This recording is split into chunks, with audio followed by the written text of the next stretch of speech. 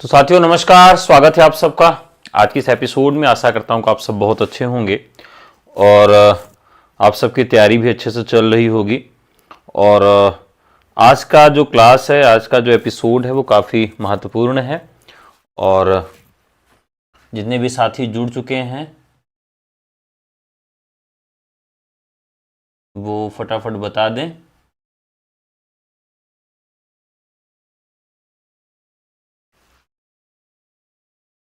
कि वीडियो चल रहा है।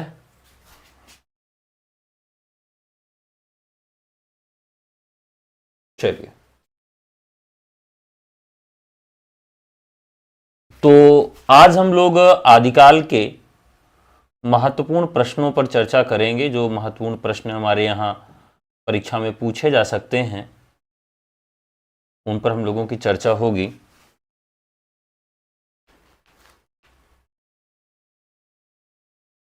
तो एक बार सभी लोग बता दें कि वीडियो चल रहा है।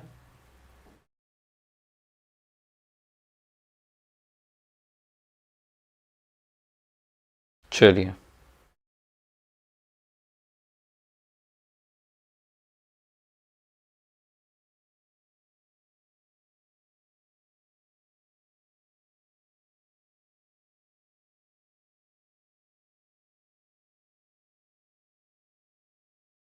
तो ये वीडियो को मैं एलटी मेंस पे शेयर कर दे रहा हूँ।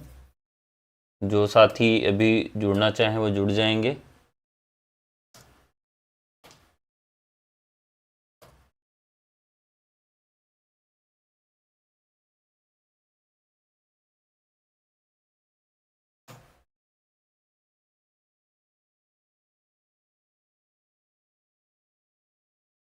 चलिए,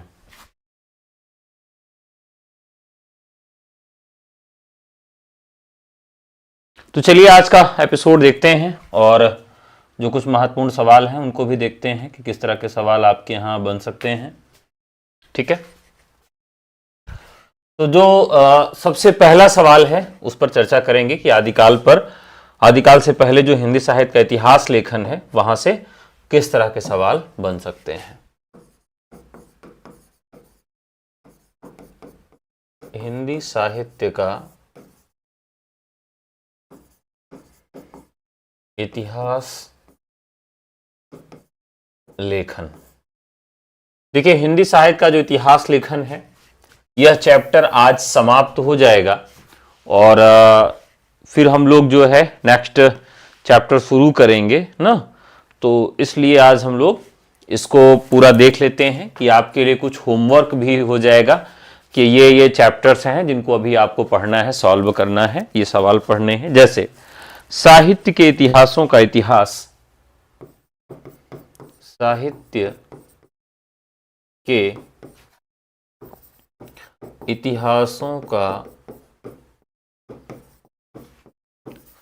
इतिहास क्या रहा है, टिप्पणी करें। ये मान लीजिए आपका पहला सवाल हो सकता है। दूसरा,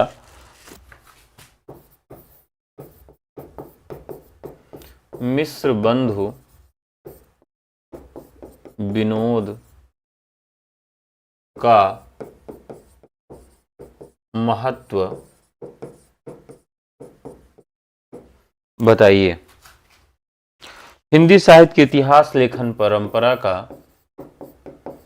हिंदी साहित्य के इतिहास लेखन परंपरा का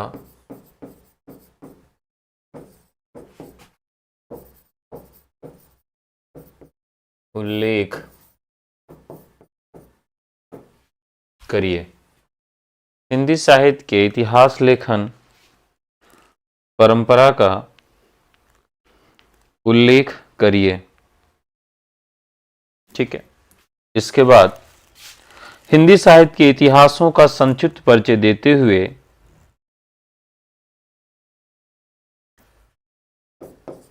हिंदी साहित्य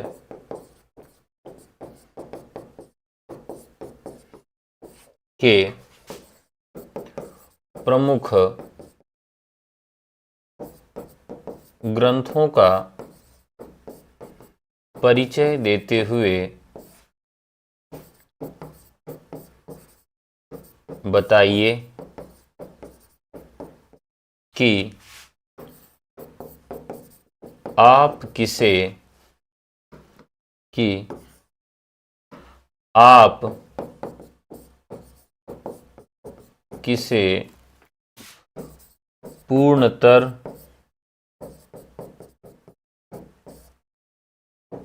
आप किसे पूर्णतर मानते हैं। 4 प्रश्न हो गया। इसके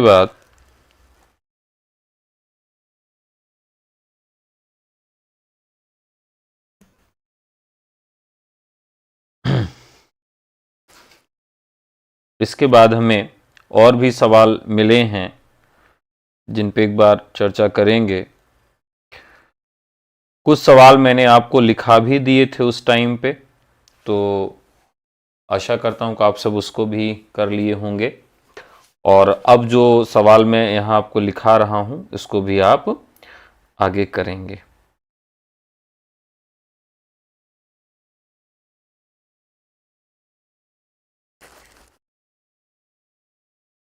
ठीक है, चलिए तो अब बात करते हैं इसमें और भी जो हमारे सवाल हैं उनकी।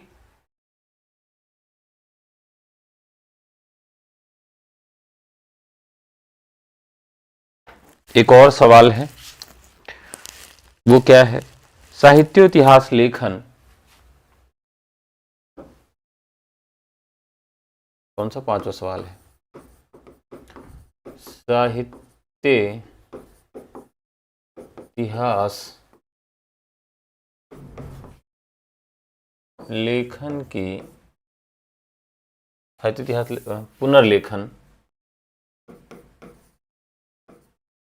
पुनर्लेखन की समस्या पर एक टिप्पणी लिखें। ये जो सवाल अभी बता रहा हूं लगभग सवाल मैंने आपको पहले ही लिखवा दिए हैं।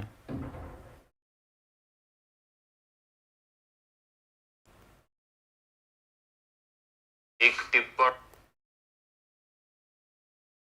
ये सवाल जो है वो मैंने आपको पहले ही लिखवा दिए हैं। अब आगे इसमें एक और सवाल आता है जो काफी महत्वपूर्ण है, और वो क्या था? हिंदी साहित्य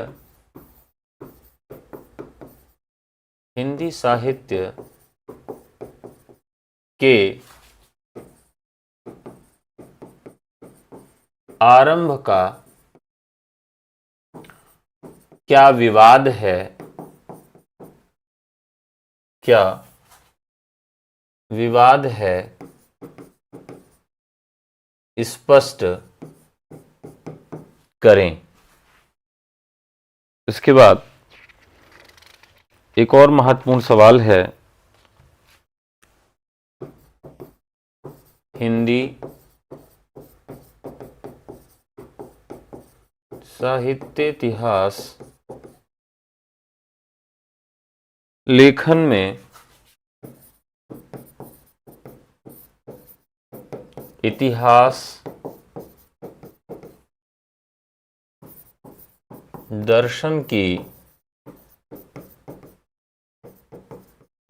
समस्या पर टिप्पणी लिखें।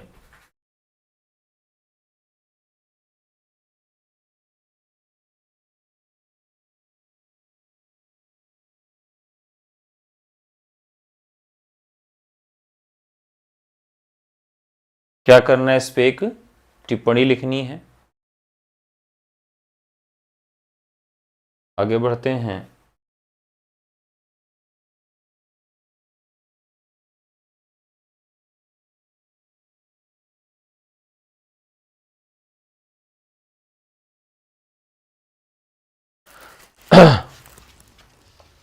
अब इसके बाद हिंदी साहित्य के इतिहास लेखन में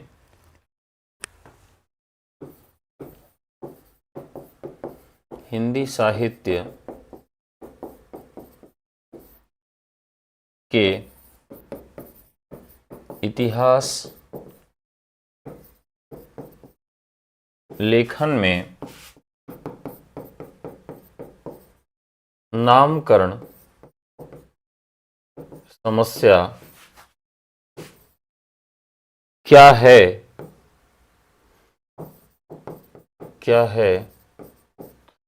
उदाहरण सहित बताएं। उदाहरण सहित बताएं। ठीक है। इसके बाद और भी चैप्टर्स हैं जिनसे उदाहरण सहित बताएं।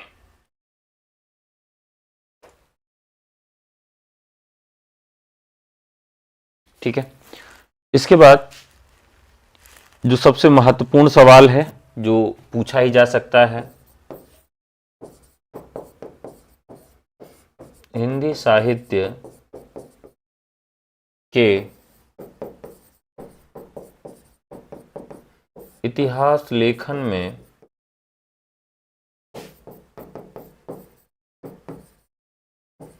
काल विभाजन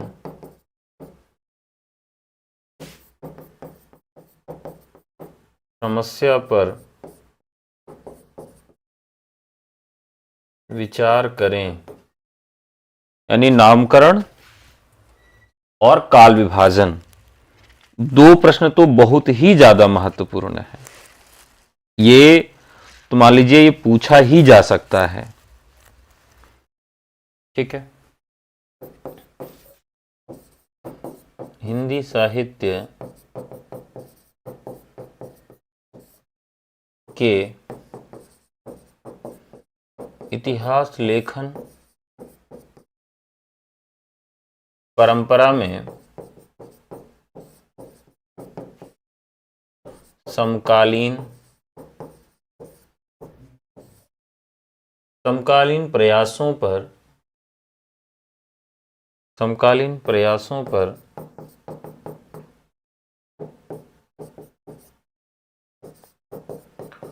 टिप्पणी,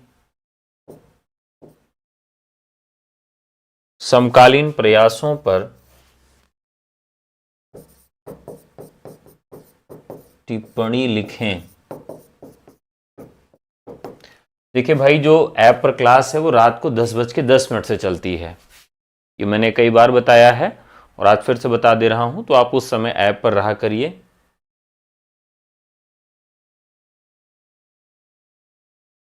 ठीक है। और मुझे तकनीकी समस्या की वजह से 2-3 दिन से नहीं दिख रहा था, तो मैंने ये प्रॉब्लम बता दी है। अब जब नेक्स्ट क्लास में आप सब आएंगे तो आपका कमेंट भी शो होगा और आपसे बातचीत भी हो जाएगी, आपकी प्रॉब्लम्स भी हम समझ पाएंगे। ठीक है। तो परेशान होने की ज़रूरत नहीं है। नेक्स्ट क्लास से जो टाइम आप लोग जानते रहिए, किसी समय चलती है तो आप उसी समय आए, तब थोड़ा सा समझ में आएगा। उस समय आप सब आते नहीं हैं तो और बाद में आप क्लास देखते हैं तो फिर हम कैसे समझ पाएंगे। तो ऐसे में आपको उस समय रहना पड़ेगा ना। क्लास में आप रहेंगे तभी हमसे बात हो पाएगी। चलिए, समकालीन प्रयास हो गया। इसके बाद 11वां सवाल, हिंदी साहित्य के इतिहास लेखन में राम स्वरूप चतुर्वेदी का योगदान बताइए। इसके बाद आचार्य हजारी प्रसाद द्विवेदी का आचार्य हजारी प्रसाद द्विवेदी का इतिहास लेखन परंपरा में क्या योगदान है?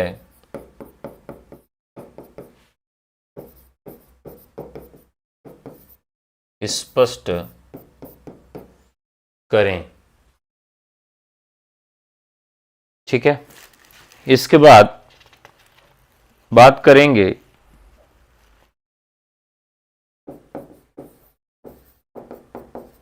आचार्य शुक्ल के इतिहास लेखन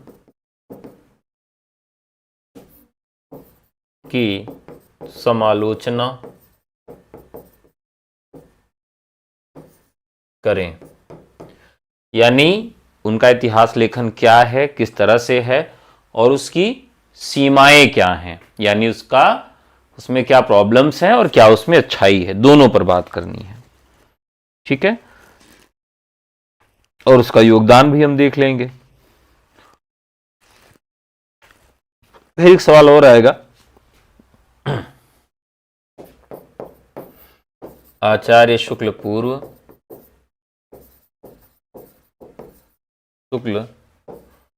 पूर्व युग का इतिहास लेखन कैसा था?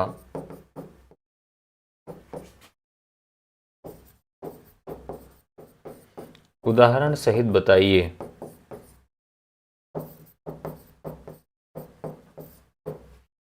तो ये आचार्य शुक्ल के पहले का जो हिंदी साहित्य का इतिहास लेखन है उस पर इस तरह से सवाल बन सकता है। इसके अलावा कुछ और सवाल बनेंगे हिंदी साहित्य के इतिहास लेखन पे, उसको भी आप यहां नोट कर लेंगे।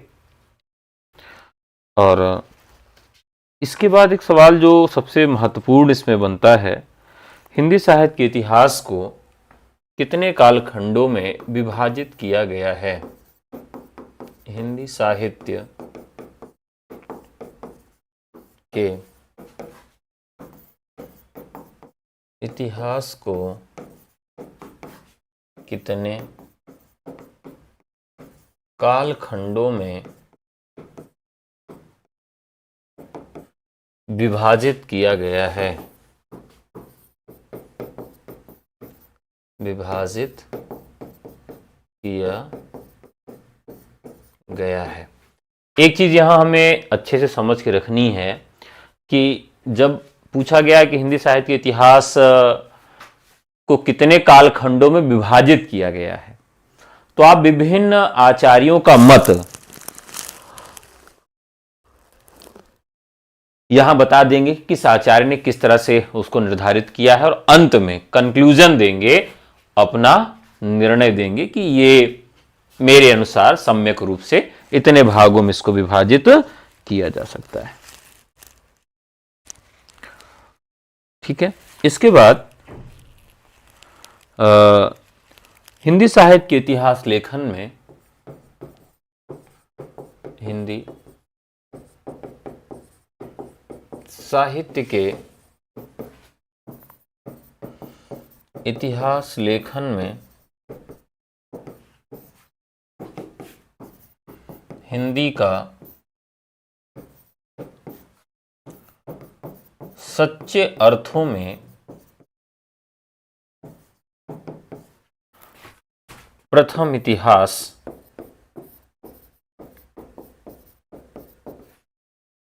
ग्रंथ कौन एवं क्यों है? उदाहरण से स्पष्ट करें। यानी सवाल तो ये ग्रियर्सन के ऊपर पूछा गया, लेकिन अप्रत्यक्ष तौर पर देखें तो सीधे सीधे तौर पे हमको नहीं लग रहा है कि इसमें ग्रियर्सन की बात की गई है। ठीक है,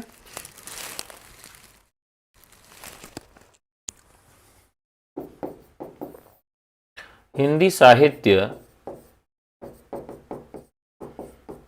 साहित्य के इतिहास लेखन के सूत्रपात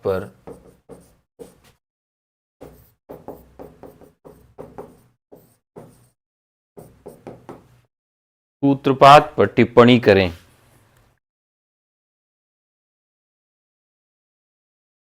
ठीक है, इसके बाद एक और जो बहुत महत्वपूर्ण सवाल बनता है वो क्या बनता है? हिंदी साहित्य के इतिहास लेखन की प्रमुख पद्धतियां। हिंदी साहित्य के इतिहास लेखन की प्रमुख पद्धतियां कौन सी हैं?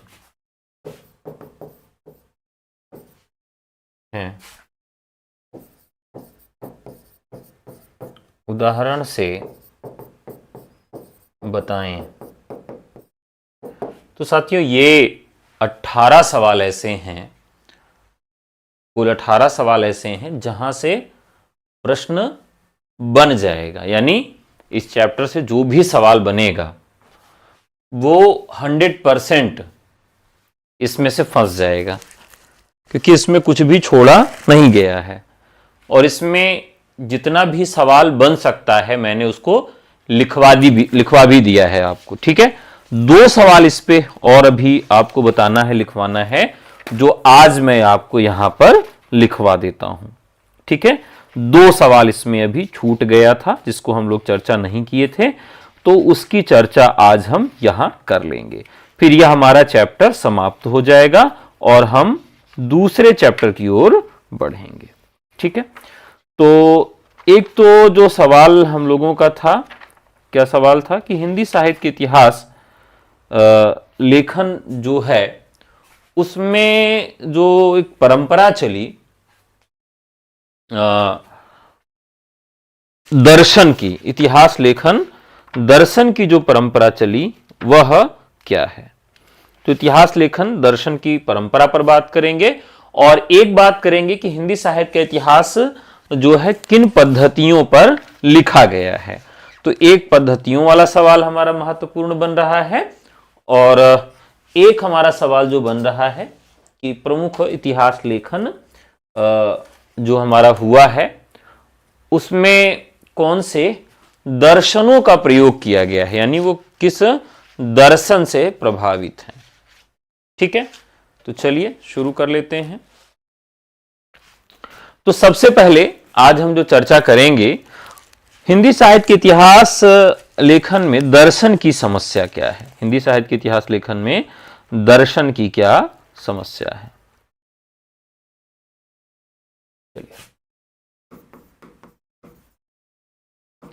हिंदी साहित्य के लेखन में इतिहास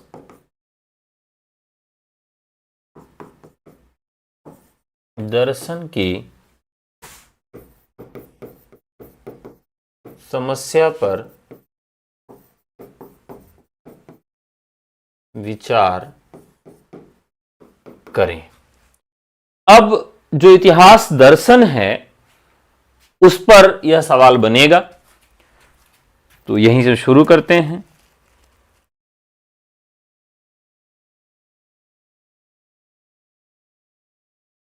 तो एक बार आप सब बता दीजिए, जो लोग कल क्लास देखे थे वो लोग बता दें कि क्या हम लोगों ने ये सवाल कल पूर्ण कर लिया था, ये सवाल पढ़ लिया था। तो मुझे तो यही याद आ रहा है कि हम लोगों ने इसको नहीं पढ़ा था। ठीक है, एक बार आप सब बता दीजिए।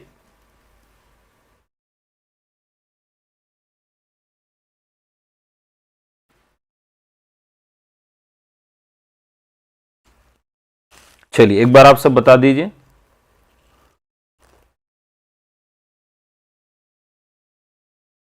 एक बार सभी लोग जो जुड़े हैं वो बता दें, जो कल की क्लास देखे थे, कि सवाल हुआ है कि नहीं हुआ है, यही आप लोग एक बार बता दीजिए। ठीक है, चलिए, मैं यही मानता हूं कि सवाल नहीं हुआ है और इस सवाल का जवाब जो है वो हम आपको दे रहे हैं। चलिए,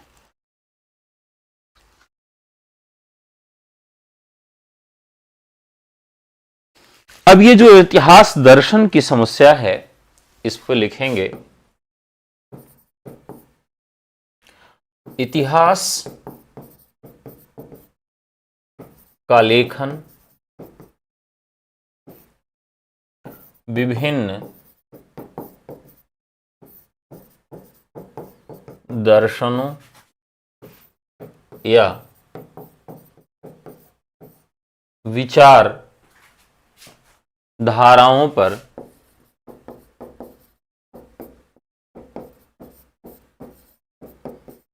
केंद्रित हो सकता है। हिंदी साहित्य का इतिहास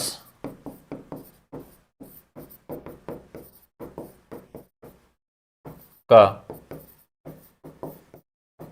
इतिहास लेखन हिंदी साहित्य का इतिहास लेखन विभिन्न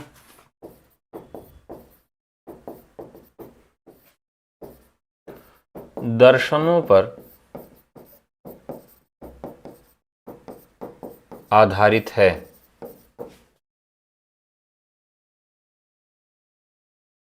विभिन्न दर्शनों पर आधारित है।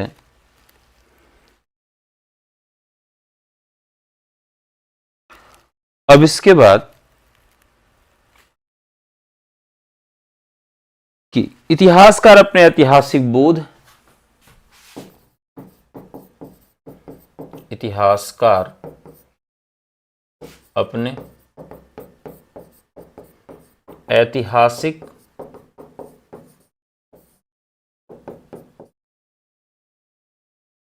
ऐतिहासिक बोध के आधार पर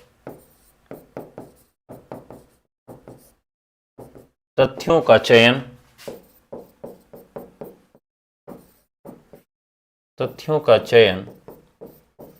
या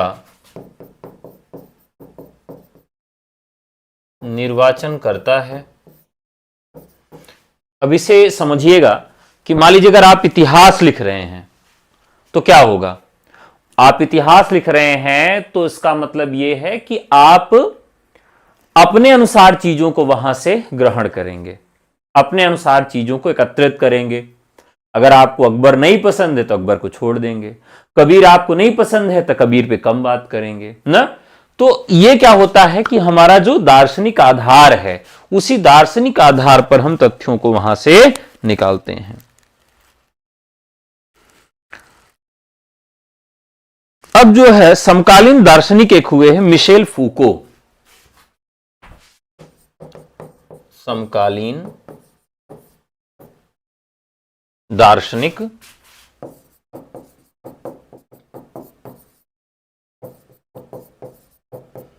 मिशेल फूको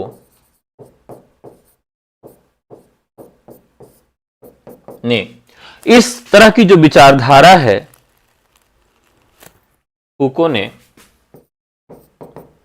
इस तरह के तथ्यों को महत्व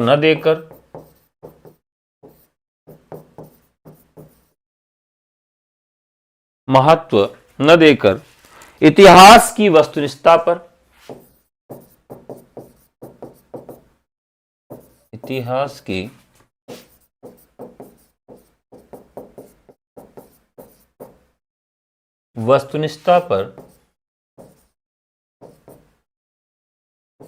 प्रश्न चिन्ह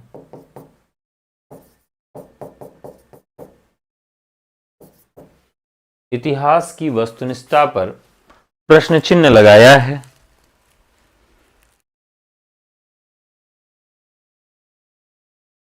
ठीक है, हिंदी साहित्य इतिहास लेखन परंपरा में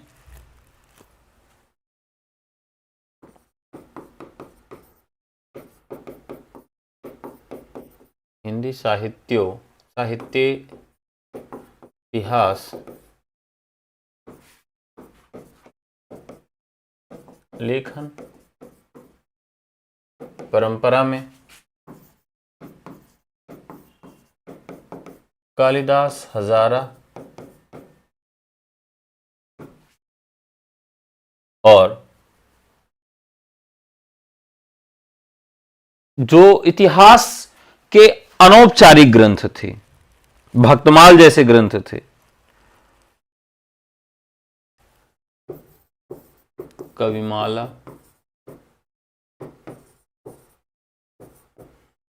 कविता कौमुदी,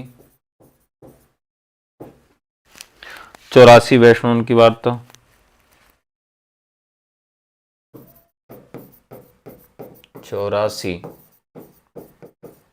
वैष्णवन की वार्ता, 252 वैष्णवन की वार्ता,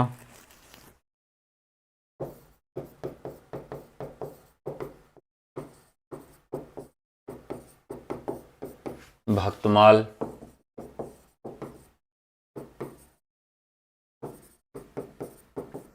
आदि में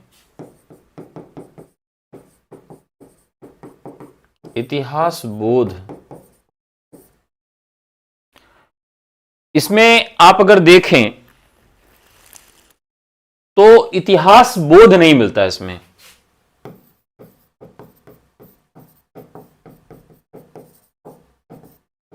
इतिहास बोध शून्य दिखाई पड़ता है। 19वीं शताब्दी में जब इतिहास लेखन की शुरुआत हुई,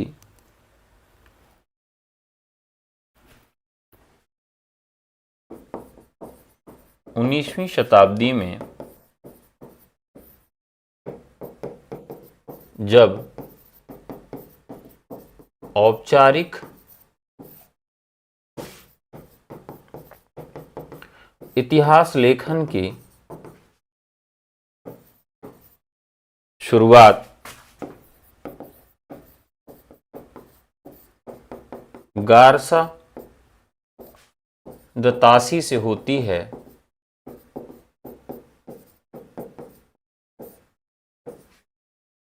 उस समय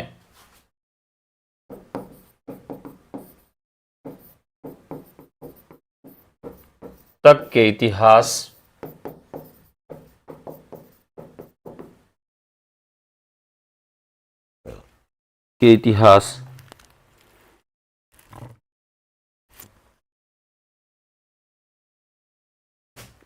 उस समय तक के इतिहास और उसके बाद ग्रियर्सन तक सामान्य इतिहास बोध,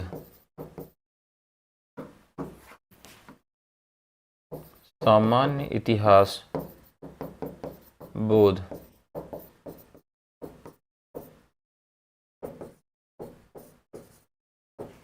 दिखाई देता है।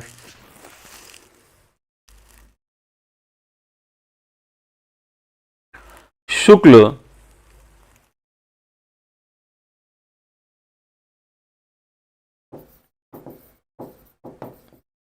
जी अपने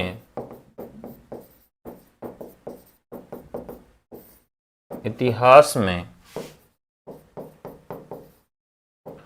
प्रत्यक्षवादी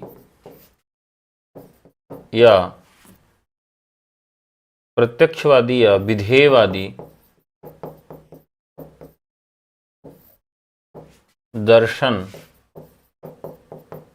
को आधार बनाकर लेखन करते हैं।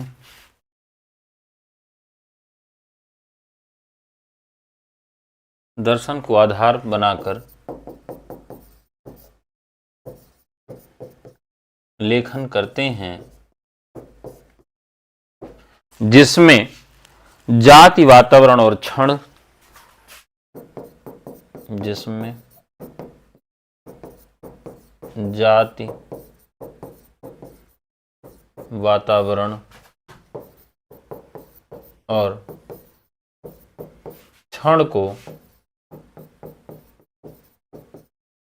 महत्व दिया जाता है। अब एक चीज जो बहुत महत्वपूर्ण है आपके लिए जानने वाली, कि शुक्ल जी ने जो इतिहास लिखा है उस इतिहास में वो किन तत्वों को प्रमुखता से रखते हैं, किन तत्वों को अधिक महत्व देते हैं।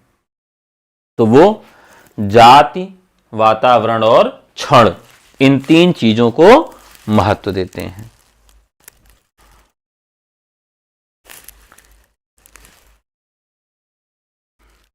जबकि प्रत्येक देश का साहित्य वहां की जनता की चित्तवृत्तियों का संचित प्रतिबिंब होता है। कि प्रत्येक देश का साहित्य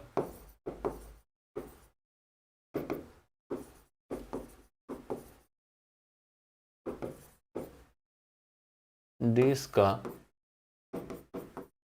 साहित्य वहां की जनता की संचित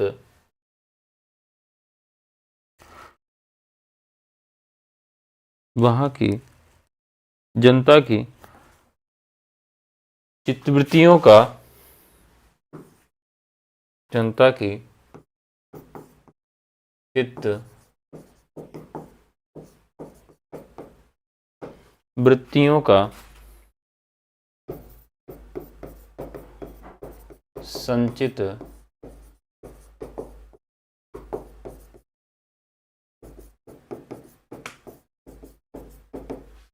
प्रतिबिंब होता है।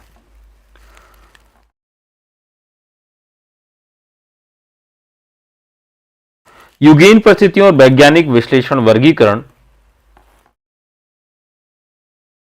युगीन परिस्थितियों इस आधार पर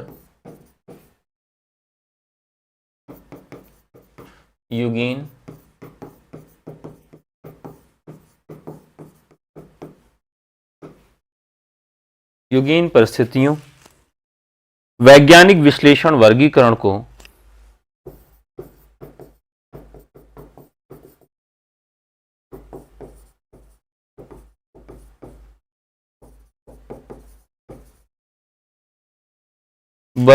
को अत्यधिक महत्व दिया गया है।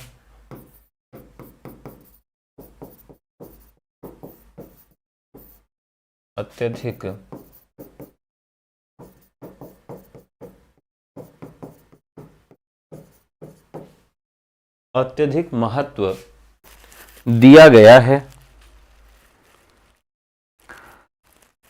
साहित्य न केवल वर्णन बल्कि काव्यशास्त्रीय और समाजशास्त्रीय मूल्यांकन किया गया है।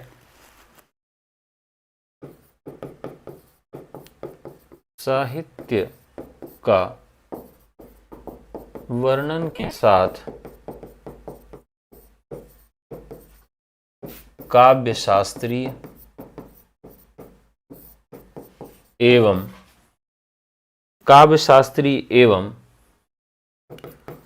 समाजशास्त्रीय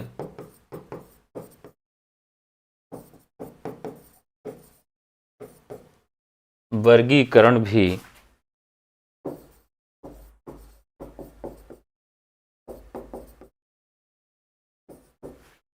किया गया है।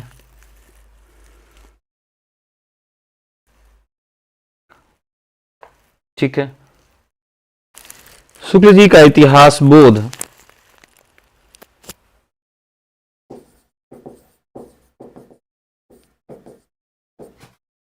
जी का इतिहास बोध प्रतीकवाद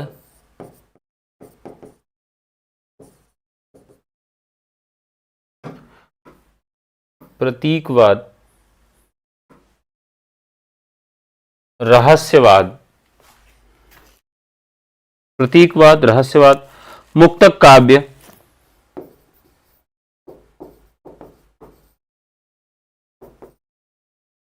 मुक्तक काव्य, धार्मिक साहित्य,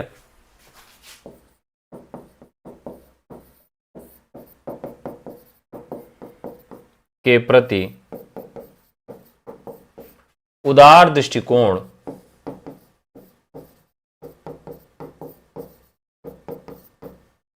न रख सका।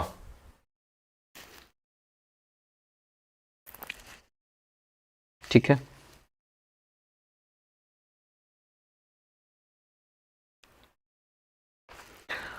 इसके बाद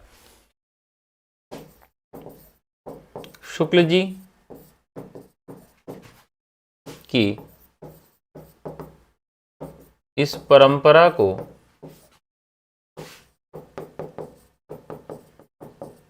आचार्य हजारी प्रसाद द्विवेदी ने,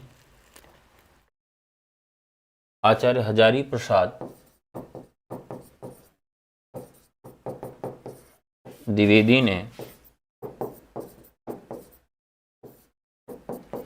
हिंदी साहित्य का आदिकाल, हिंदी साहित्य का आदिकाल,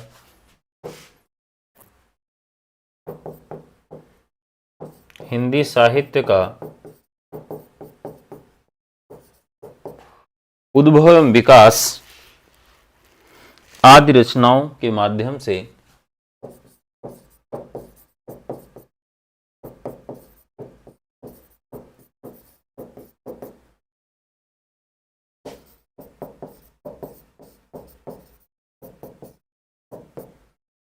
आदि रचनाओं के माध्यम से इतिहास बोध,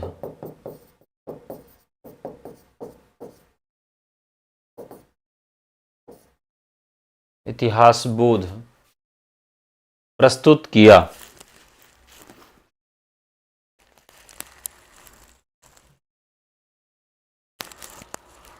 हजारी प्रसाद द्विवेदी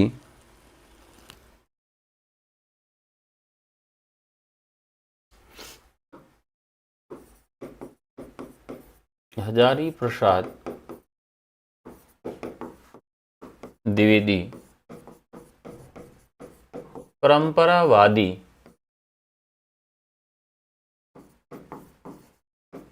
दृष्टिकोण रखते हैं और उनका रचनाओं पर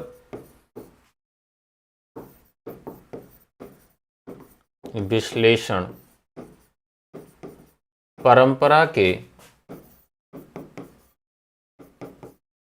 प्रभाव के आधार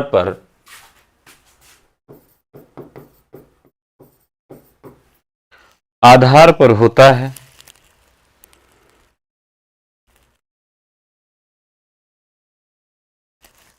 उदाहरण के लिए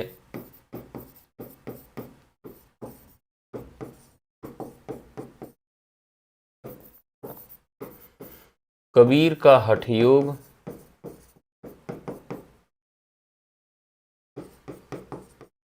नाथ पंथ से,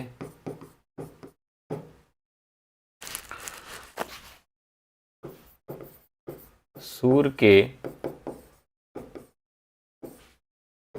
काव्य को विद्यापति एवं जयदेव के काव्य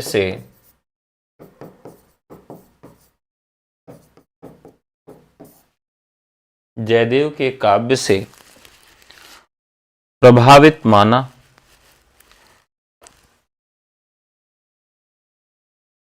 युगीन परिस्थितियों को पर्याप्त महत्व नहीं दिया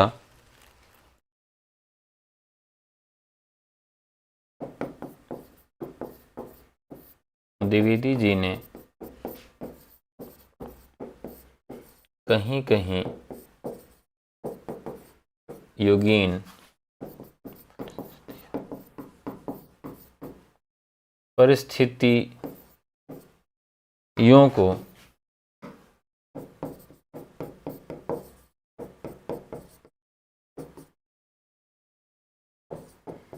महत्व नहीं दिया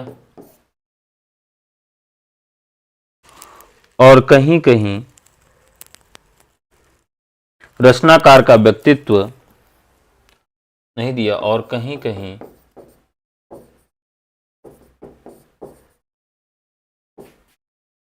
कहीं कहीं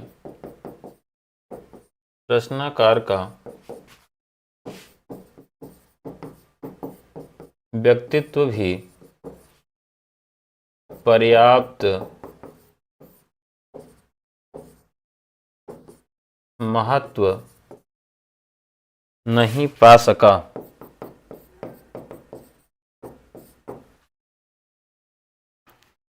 पर्याप्त महत्व नहीं पा सका।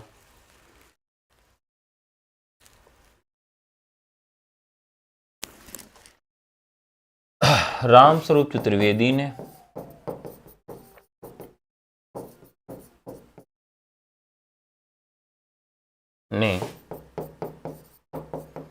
हिंदी साहित्य और संवेदना का विकास नामक इतिहास ग्रंथ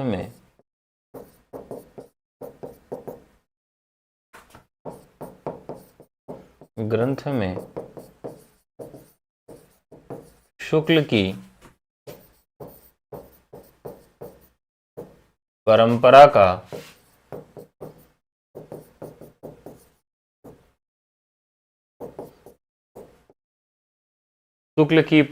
का परिपालन किया और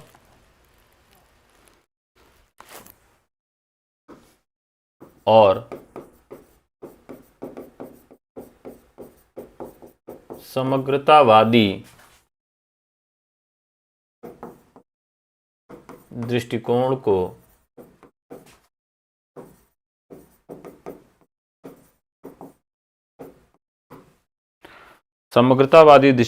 अपना लिया।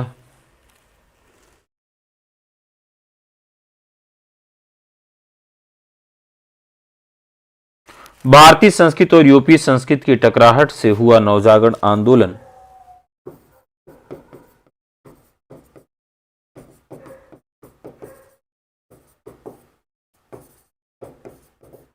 भारतीय संस्कृति और यूरोपीय संस्कृति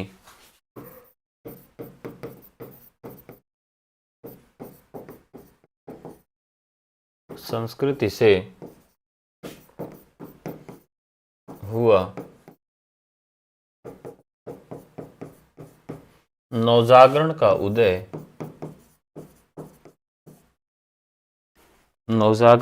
उदय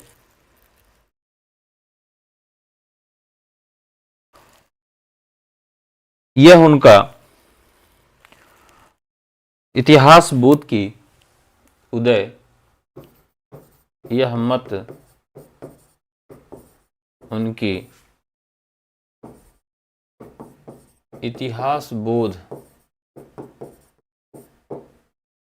की परिपक्व परंपरा को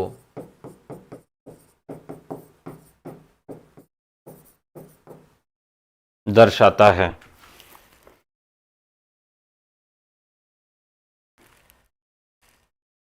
रामविलास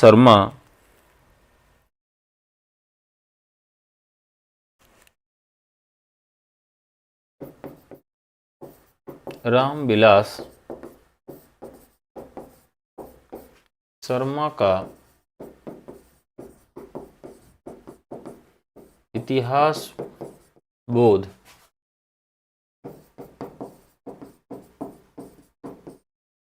मार्क्सवादी है,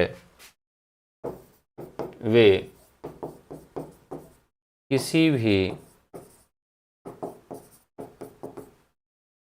इतिहास को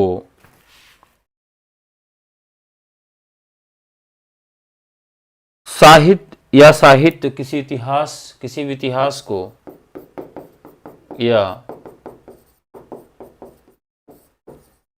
साहित्य को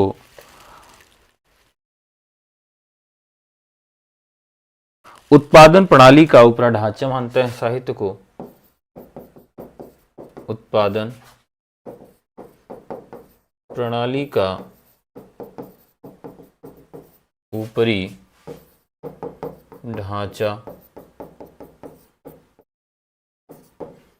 मानते हैं।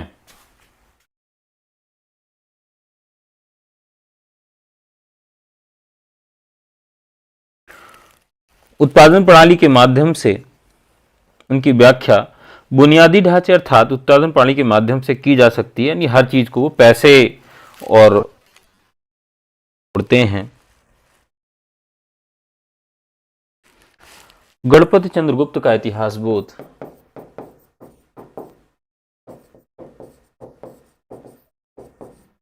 गुप्त का इतिहास बोध अति वैज्ञानिकता में व्याप्त है।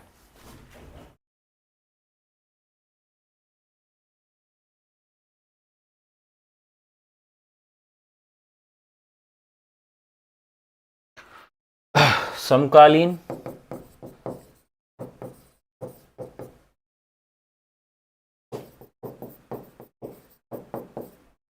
विमर्शों में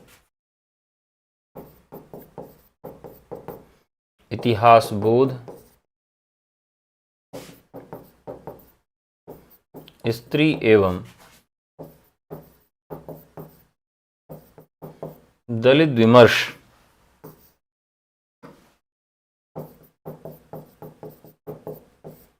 के तत्वों से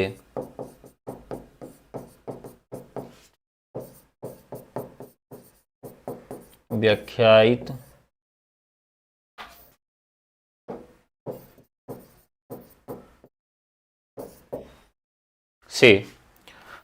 से चलता है। डॉक्टर धर्मवीर ओम प्रकाश वाल्मीकि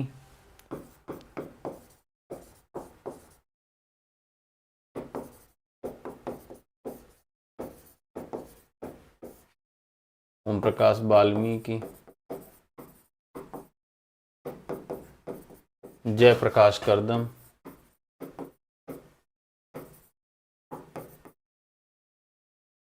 आदि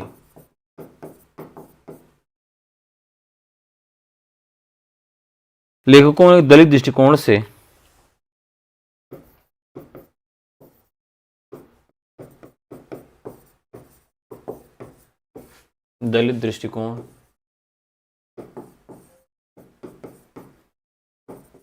या स्वानुभूति से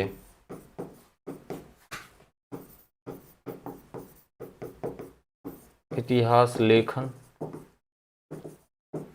के प्रश्नों को उठाया है।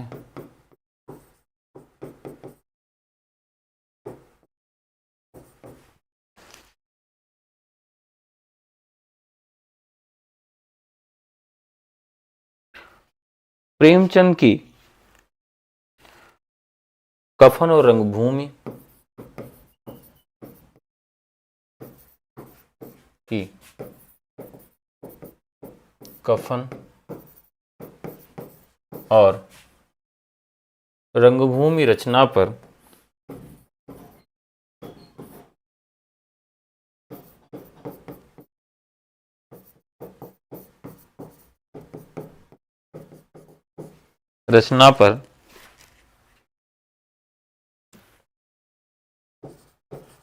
दलित दलित बोध के माध्यम से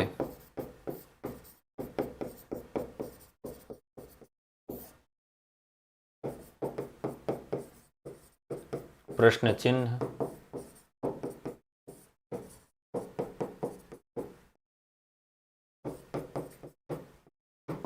लगाया गया।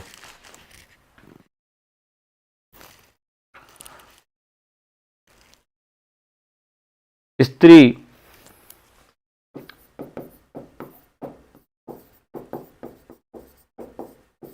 विमर्श में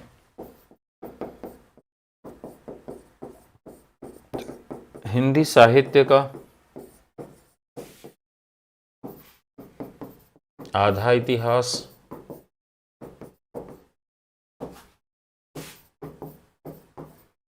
हिंदी साहित्य का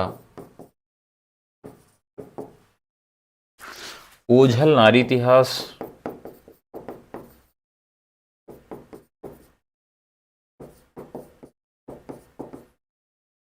या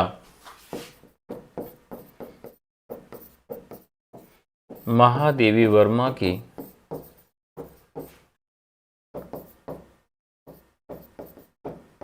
श्रृंखला की कड़ियां पितृसत्ता का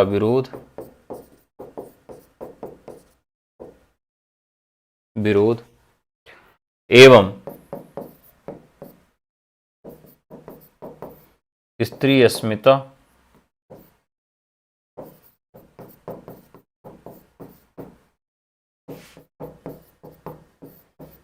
यौन सुचिता के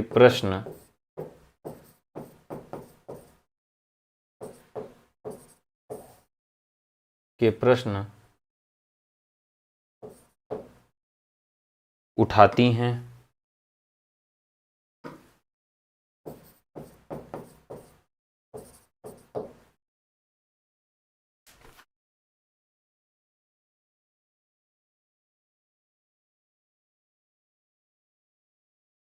निष्कर्षतः कह सकते हैं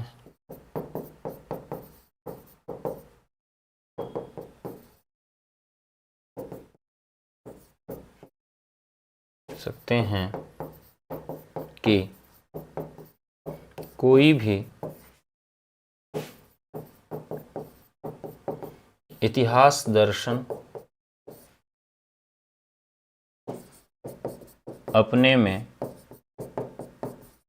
पूर्ण नहीं है, इससे नवीन इतिहास दर्शन पर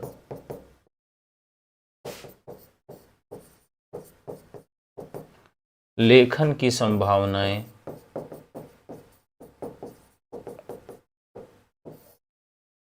बनी रहेंगी।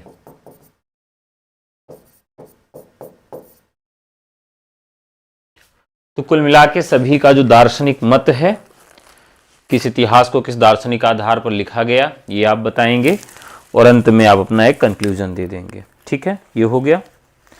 अब एक और जो महत्वपूर्ण सवाल बनता है कि हिंदी साहित्य के इतिहास लेखन की विभिन्न पद्धतियां कौन सी हैं।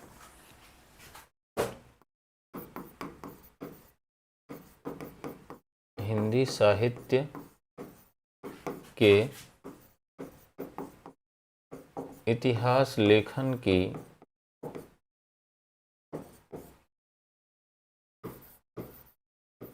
प्रमुख पद्धतियों पर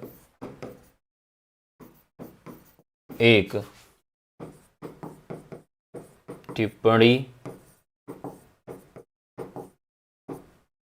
लिखिए। तो एक सवाल तो इस तरह से भी आपसे पूछा जा सकता है,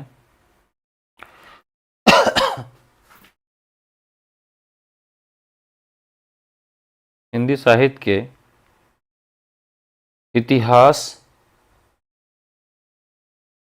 लेखन की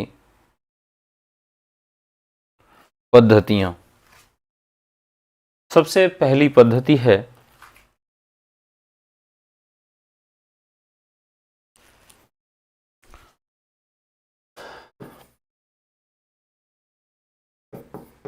हिंदी साहित्य इतिहास लेखन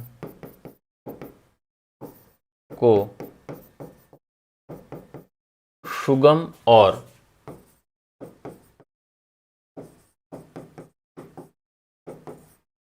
प्रगतिशील बनाने के लिए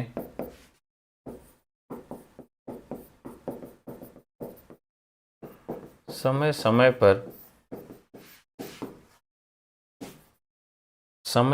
पर इतिहास लेखन की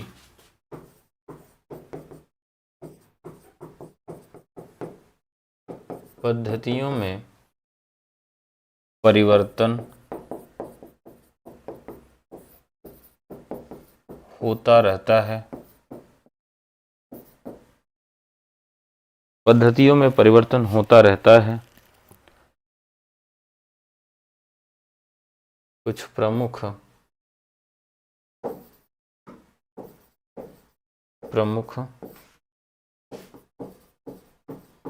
पद्धतियां निम्न है। पहला, वर्णानुक्रमी पद्धति।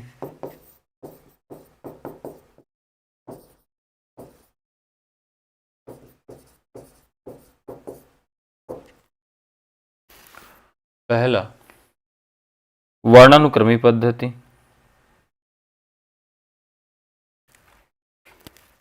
इसे वर्णमाला पद्धति भी कहा जाता है। इसे वर्णमाला पद्धति भी कहा जाता है। इसमें लेखक कवियों का परिचयात्मक विवरण में लेखकों एवं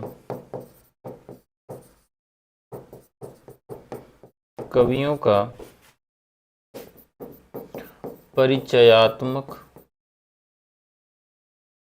विवरण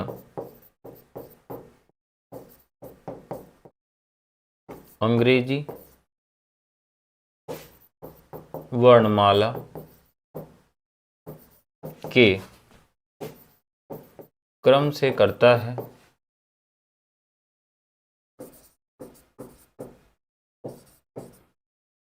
है। यथा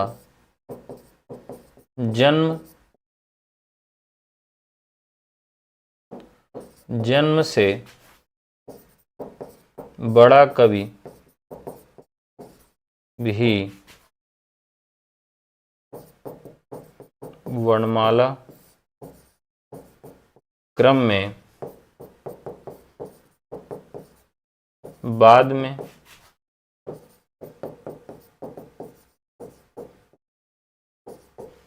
आ सकता है।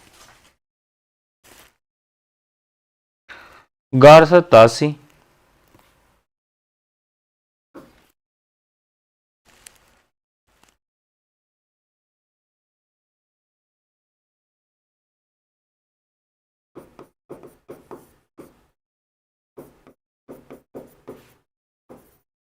और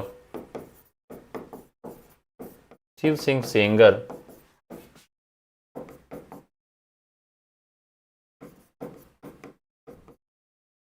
इसके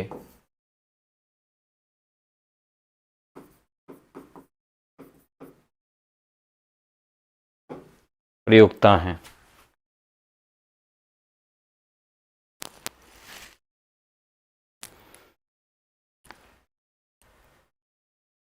अगला, कालानुक्रमी पद्धति।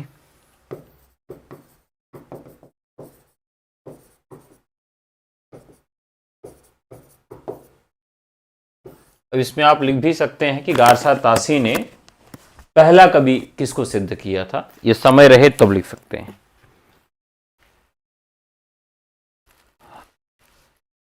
तिथि क्रम को आधार बनाकर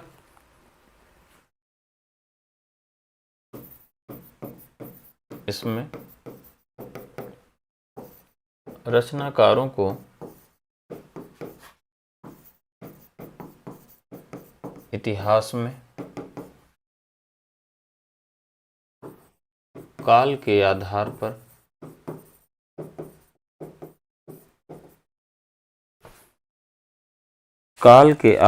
पर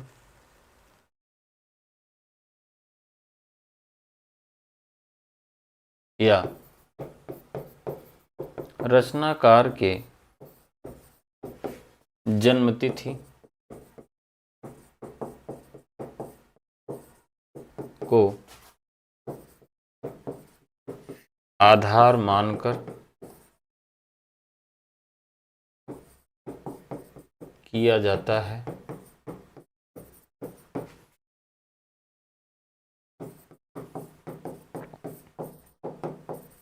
मिश्र बंधु और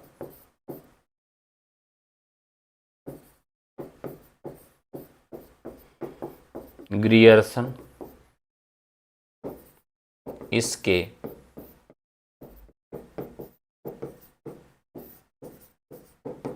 प्रयोक्ता हैं। वैज्ञानिक पद्धति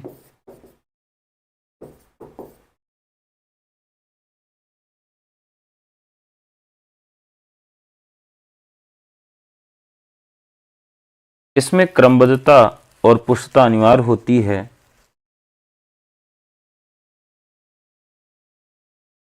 वैज्ञानिक पद्धति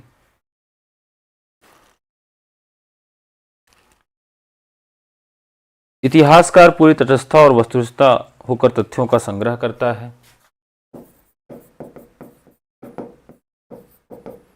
इसमें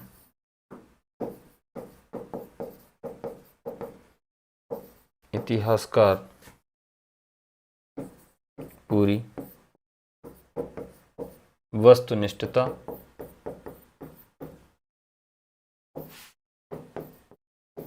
और तटस्थता से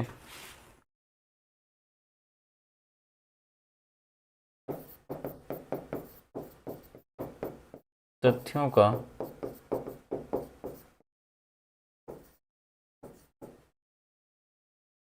संग्रह करता है।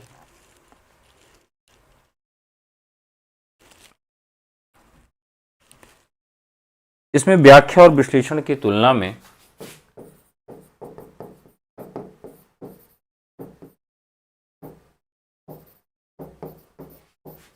व्याख्या और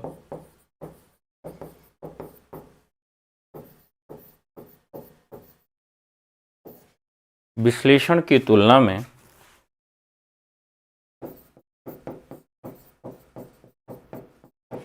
तथ्यों की शुद्धता पर अधिक बल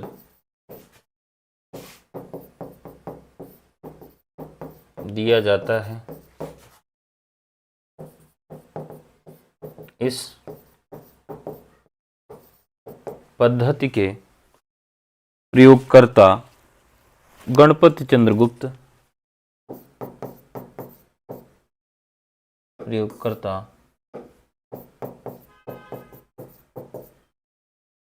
गणपति चंद्र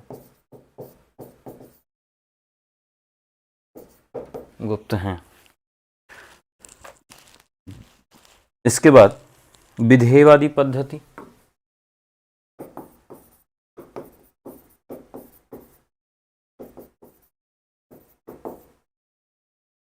विधेयवादी पद्धति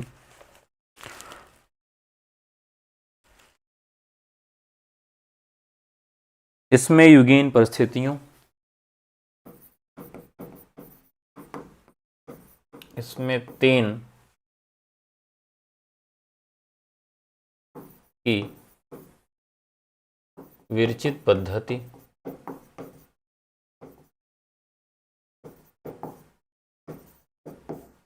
का प्रयोग किया जाता है। पद्धति का प्रयोग किया जाता है मुख्य रूप से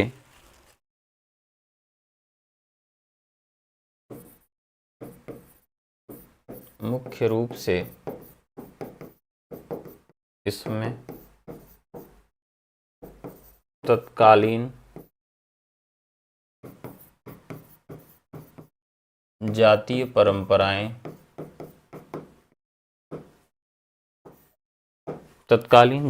परंपराएं, सामाजिक वातावरण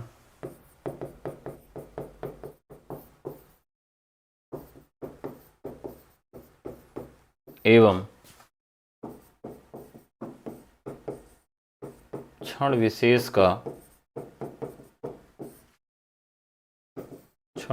का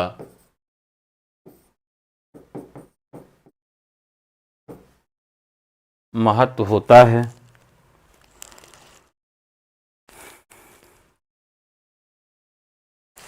रामचंद्र शुक्ल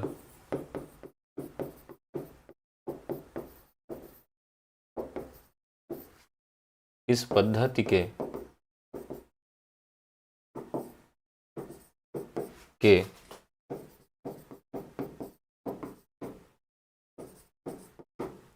प्रयोक्ता हैं।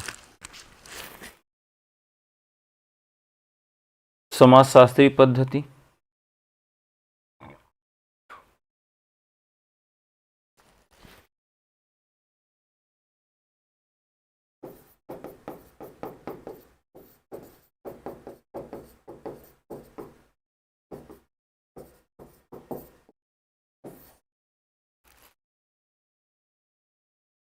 ऐतिहासिक घटनाओं का विवरण न मानकर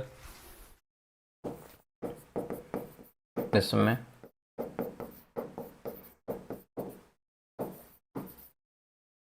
ऐतिहासिक घटनाओं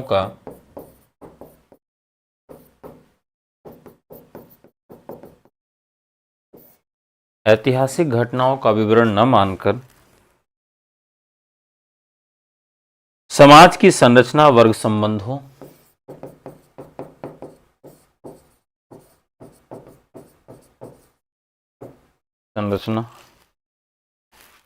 संबंधों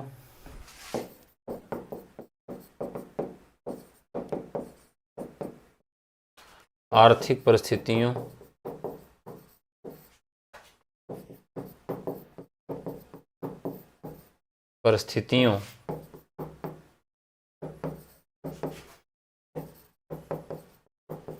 के आधार पर इतिहास लिखा जाता है।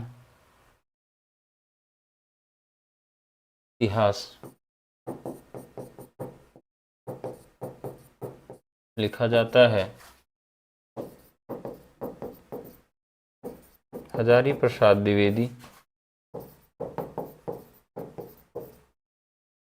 इसके प्रयोक्ता हैं।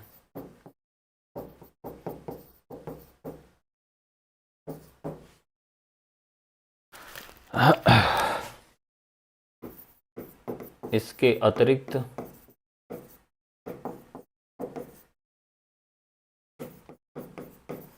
नारीवादी इतिहास,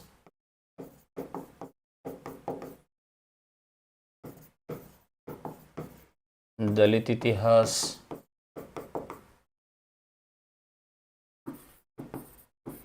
स्वसंवेदना और स्वानुभूति पर चलते हैं। मार्क्सवादी इतिहास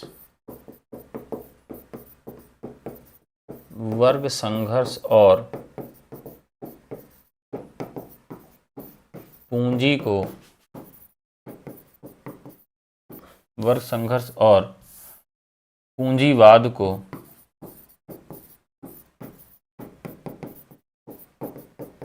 आधार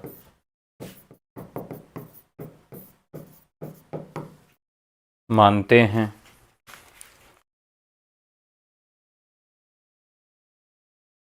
इसके अलावा वैज्ञानिक इतिहास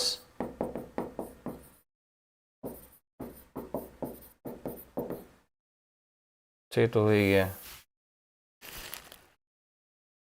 मानते हैं। अतः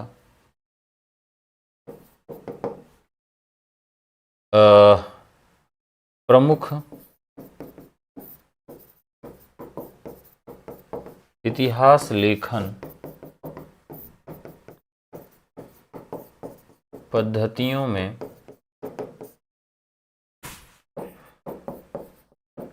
विधेयवादी या विकासवादी पद्धति को श्रेष्ठतर माना जाता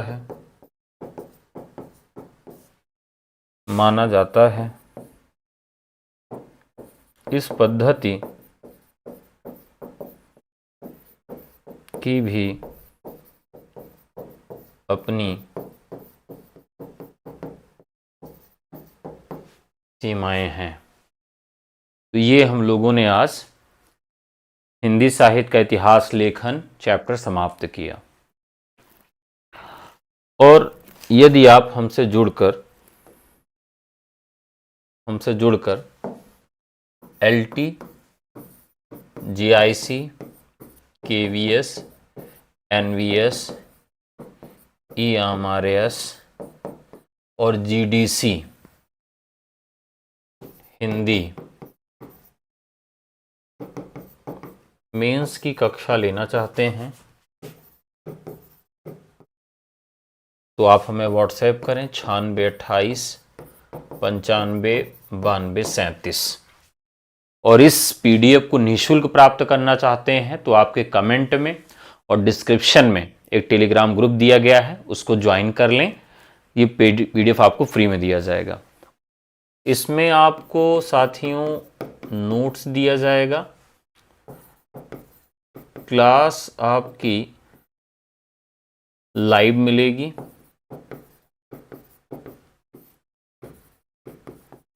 लाइव क्लास नोट्स और टेस्ट